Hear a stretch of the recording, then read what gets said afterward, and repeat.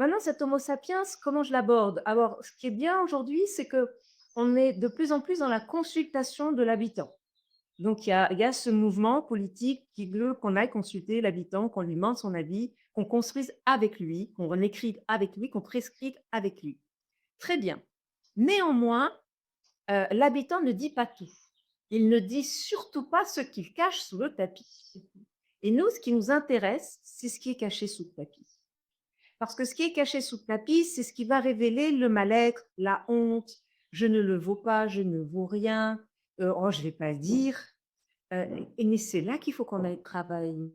Parce que c'est là qu'on va pouvoir appuyer sur le levier qui fera que la honte s'effacera, que lui ou elle aussi le vaudra bien. Donc, dans les tout petits, 0, 1, 2, 3 ans, on a la chance de la parole libre. On dit ce qu'on pense. Donc, il n'y a pas de sujet. Là, j'ai pas besoin d'aller gratter. Hein. Oh, elle est pas belle, la dame. Oui, ça, c'est fait. Dans les dernières années de vie, 1 an, 2 ans, 3 ans à vivre, on est souvent sur les désinhibés, c'est-à-dire, ben, je m'en fous, maintenant, je dis ce que je pense.